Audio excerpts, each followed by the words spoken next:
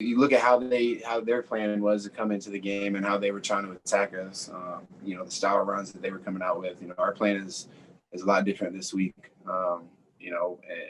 And I think when we first, like you said, we first played them, we definitely want to limit the explosives. So we were playing too high the whole game, and too high safety the whole game, and like you said, inviting them to run the ball. So I think we'll be a little bit more aggressive, be able to show up in the run game, but also be able to get back in their deep passing game. And lastly, for me, Jordan, after the game against the Ravens, a lot of you guys were talking about how, maybe watching TV, some analysts weren't giving you guys a chance and things like that. Just how much do you guys thrive in that underdog role? I don't think anybody's given us a chance really all year. We, like I said, the guys between these balls, man, we're the ones that matter. We're the ones that believe in ourselves, have the confidence. We're not really worried about, what other people pick, because most of the time those guys are wrong, So, we're just worried about us. And at the end of the day, we always talk about, it's not about them. They got to come play us. So, that's just our mindset. Thanks, Jordan. Appreciate it. Yeah. Hey, Jordan, Sal Mayeron over in Rochester. If I could ask you a non-football question, Star Lotulelei had to make a decision for his family with this COVID thing. How bad do you feel, though, for him to have missed out on this season and this run you guys have had? Yeah, I mean, that's obviously a decision, a personal decision that he had to make. He'd love to have Star here. Star's a really good friend. I've been talking to him throughout the season. I don't know if feel bad is where, obviously you'd want him to be here to be to be experienced in this, but we're here. Hopefully Star will be back, when he's back, but at the same time, we're here, and that's really what we can focus on. Star's still part of all the guys' lives. We always texting him, talking to him, but what's important is that we're here and we're continuing to work. And along those same lines, Trey White came close to maybe taking that route. He did not do that. I mean, as great a player as he is, how important was it that Trey decided to come with you guys? Because he's obviously a big part of that defense. Yeah, I mean, like I said, I think every person's decision was a personal decision. So whether he decided to play or stay, obviously we're happy that he decided to play. But you can't really hold that against a player just based off of his personal beliefs or his personal decisions, whether or not he wanted to play or not. So like I said, we're here now with the guys that decided they wanted to play, and we're not really looking back. Okay, thanks, Jordan. Yep. Hi, Jordan. Tara Lynch here with WETM in Elmira. Thanks so much for your time today. Sarah, how are you? Doing great, thank you. Down here in the Southern Tier, of course, we're very excited for the AFC Championship game as well. I just want to know, big picture question here. What qualities make this team so special and successful in comparison to teams you've been on in the past? Well, I mean, it's a great group of guys, man. This culture that Sean and Bean brought in here since 2017, just allowing guys to come in and be who they are, be themselves. We're a really close-knit group of guys. We're always talking, hanging out off the field as much as you can. We're not hanging out. Everybody's playing Call of Duty. So we're finding ways to connect off the field, which I always thought, your connection off the field with your guys always transfers over to your success on the field. So, and it's just a resilient group of guys, a bend but don't break style team.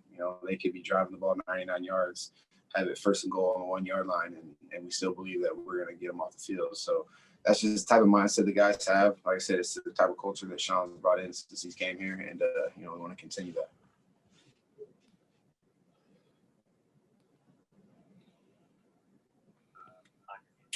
Hey, Jordan, a couple questions for you. The first one might seem a little bit odd, and that is, does Leslie ever yell? Yeah. I mean, he does. He actually yelled this morning. It wasn't like a yelling. It's not like yelling at you, but more, yelling to get his point across or getting attention. Yeah, it's a good question. How does he command the room, and how much influence? Because obviously Sean is the defensive coach as well. how much influence do you feel like he has on the plan every week? Because I think we sort of get when there's a defensive head coach, happens in New England all the time. Is it Belichick's defense or is it Flores? Is it Belichick or Patricia? What's your sense of how things are? I think that's a question out of my pay grade. But, Frazier does a great job, each and every week. I'm sure they're all upstairs. It's not just one guy speaking. And that's one thing that I've noticed with our coaching staff. They take everybody has the right to say something, has the right to have an idea. And so, I know him and Sean are up there. They're doing a great job game planning us, finding ways to put us in position to be successful. So, like I said, that's a question I think out of my pay grade. But Frazier does a hell of a job, commanding the room, getting guys ready to play. I think he could be a head coach anywhere in the league. But I'm happy he's here with us. I was going to say, you beat me to the punch. What are the qualities that would make him an effective head coach? And he's just a leader. He wants the best for his players. He's a player's coach. He puts confidence in guys. He'll tell you if you're not doing something right, and he'll credit you for doing something for doing the right job. So, he's a coach that has helped me excel throughout my career, my 4 years here. I learned a lot about the game through Frazier. So, like I said, I'm happy he's on our team. Thanks, Jordan. Yeah. Jordan, Pat Freeman from 105.5 The Beat. How you doing today? I'm doing, Pat. How are you? All right. I've got a question. You and Micah have been integral parts of the run support throughout the year and done a great job in the later part of the season. How much of a challenge is it going to be this week when you've got a guy like Travis Kelce on the other end? Yeah, this NFL obviously is going to be a challenge each and every week. Talking more specifically this week, like you said, it's not just 87. They got other guys on that side of football that can make a lot of plays, and it's not just Hill either. 17 is taking tops off. He's getting the ball in his hands and making plays. Obviously, Pat Mahomes out of the pocket being able to make plays, and so it's going to be a happy medium, trying to figure out ways and try to figure out how they're attacking us, and it might be a chess match within the game. So, we're gonna have to. I know one thing: we're gonna have to play very physical. My last question to you real quick, Jordan, just to follow up about Leslie Frazier. I've covered this league for 27 years. He's one of the most respected coaches in the NFL, and players. I remember you guys played Washington last year. Adrian Peterson came across the hall just to greet him. What type of coach has he been for you the last few years? Yeah, I had a lot of uncertainty and doubt in myself when I came to Buffalo in 2017, and he's just done nothing but build my confidence up as a person and as a player, and continuing to find ways to help me be better. Like I said, it's still as a person and as a player. And like you said, he's got all the respect around the league, around the guys in the room, and so when he talks, you listen. It's something that when a man's in the front of the room and he's speaking, everybody's quiet. That's the type of respect that he has, and in our room, and I know around the league too. So, like I said earlier, I'm happy he's on our team. I definitely believe he could be a head coach anywhere around this league. All right, thanks a lot, Jordan. Yeah, thanks, Pat. Hey, Jordan, Eric Wilson, WKII. Just got a quick question for you.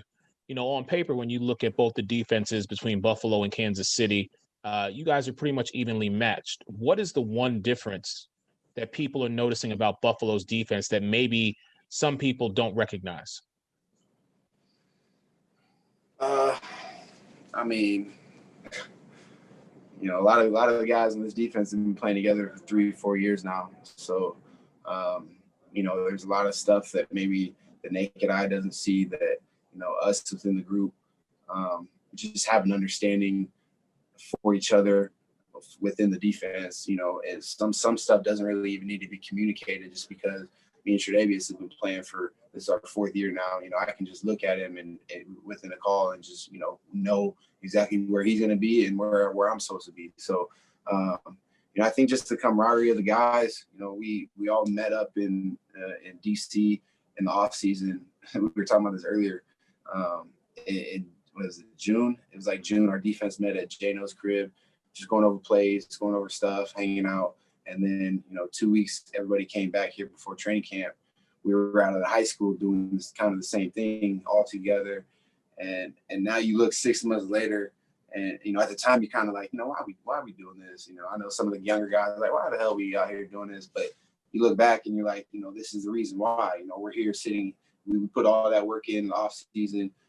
We came together, had our struggles throughout the season, and we're here right now. So it's a really close group of guys that I'll probably never forget. And I think we wanted more. And along the lines of Coach Frazier as well, he's been in this situation 4 times. Has there been an underlying message to you guys this week on the defense about really embracing this moment? Yeah, embrace the moment. Of course, at the same time, don't change who you are. Don't, try to do something that is different that you don't. I don't know. Just it's football. Trusting your skills, trusting your technique. It's the same game you've been playing your whole life. You don't got to go out there and try to be somebody you're not. Go out there, execute your job within the defense, and the rest will take care of itself. That was really kind of the message that he sent. Hey, Jordan, it's John. How does Matt Milano being healthy and playing in this game the second time around change the dynamic for your defense against this offense? Yeah, I think it allows us to do some things that that are different, that we are doing differently on the back end. He's just Matt's a ball player, man. He's gonna see the ball, get ball. He's gonna make big hits. He's gonna make plays on the football. So we're lucky to have him back this next go around. I know you guys are an incredibly confident group. There is some people that think maybe you don't want to get beat deep, or you get scared of an offense because you know how good Mahomes and them are. What is the balance of respecting what they can do and the dynamic, but also staying within yourself and confident and sticking to your guys' game plan? Yeah, I think that comes back to our preparation throughout the week.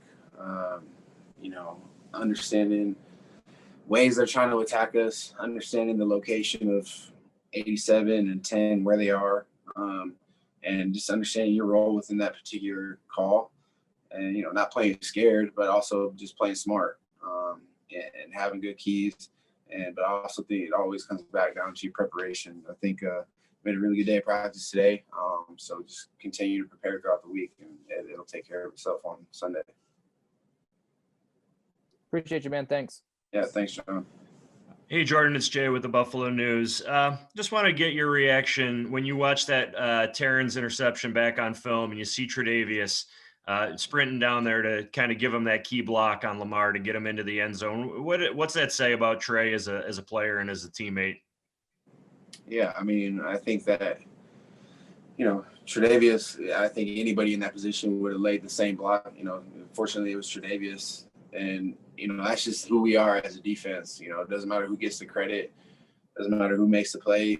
We're all riding with each other. And just that alone just shows it right there. Tre'Davious out in front. We block for Terran, try to get him in the end zone. That just shows the type of defense that we are. And then secondly, Jordan, I wanted to ask you about a game. I'm going to ask you to go back in your memory bank. But back in 2017, you guys – we're on a 3-game losing streak, and it wasn't pretty. You actually went into Kansas City, though, and got a win, kind of saved your season, and then propelled you into the playoffs. I'm curious what you maybe learned about your head coach during that stretch of that week, because things had been going about as bad as they could have. And, like I said, you were able to go in and get a big win and turn your season around. What did you maybe learn from that week and that game about Sean? Yeah, I mean, obviously, like I said earlier, it's just a resilient group, and it starts from the top. Sean, he throughout that 3-game losing streak, I'm sure nobody was feeling good, but he had to be the one to bring everybody together, continue to keep guys together to go into Kansas City and win that game. And that was a game Tre'Davious had to pick at the end, right? That's right. Yeah. Yeah. I mean, that just shows right there, the type of group that he installs since the beginning. And, we've only grown from then. Cool. Thanks, Jordan. Hey, Jordan, it's Kim Jones from NFL Network. How you doing, Kim? I'm great. How are you? I'm good. Good. I'm glad to hear that. When you buy into the 111 thing, how important is that? And what does it mean now that you're in the position you are going into the AFC Championship game? What does that 111th truly represent in your mind? It really means one thing, and it's just doing your job. Because the defense, when you talk about defensively, 111th, one guy is out of his gap in 8-man front. If one guy tries to peek on, out of his gap and that ball hits downhill, that's what we're talking about 111. So really, it's nothing more than just doing your job within each and every play, and the rest will take care of itself. That's when our defense is extremely, extremely good, when everybody's on key doing their job. And like I was saying earlier, it doesn't matter who makes the play. We're all in it. We're all in it together. Was there ever a moment this year, Jordan, with the couple of Hail Marys we saw, with a couple of the broken down, where your defense maybe broke down and gave up a big play? Was there ever a moment that any of you thought maybe this isn't our year? Hell no. No. And I really think, especially after the Arizona game, it was even more clear, like, just how much of a hoax. You know what I mean? Like, it was just, that's not us. We're better than that. Like, let's go. And so, and I don't think we've lost the game since that play.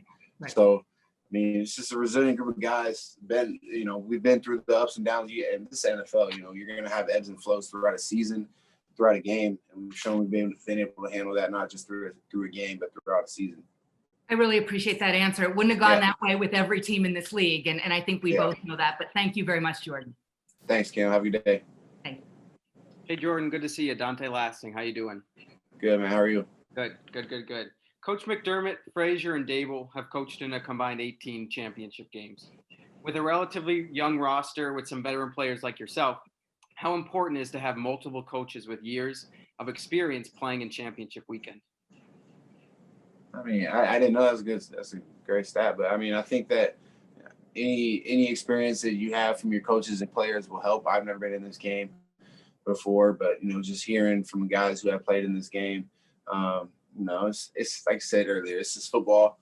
It's the same game you've been playing your whole life. Obviously, the stakes are a little higher, but just being able to trust in your skills, trust in your technique, trust in the coaching, I think that is the main key that all the people that have played in this game are telling everybody. Absolutely. Well, thank you for your time and good luck this weekend. Appreciate it.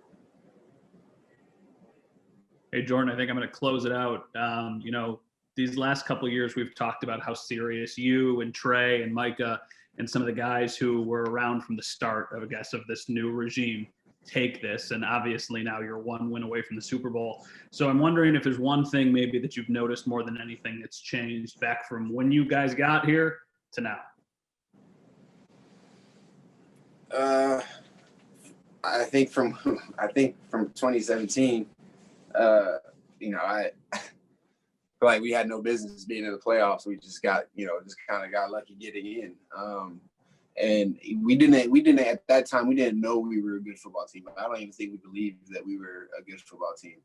I think the biggest difference now is guys understand that we are a good football team. And, if we play at a high level, we can play with anybody in this league. So I think that might be the biggest difference. And I think I've said it all season long. It's just continuing to build our confidence, not in a cocky way, but just understanding, hey, we go out here and we execute to our best and play at our best. There's nobody that can play with us. And so, I think that we take that one day at a time approach, getting better each day, and then trusting in our technique and trusting in our skills. Come Sunday, it'll be all right.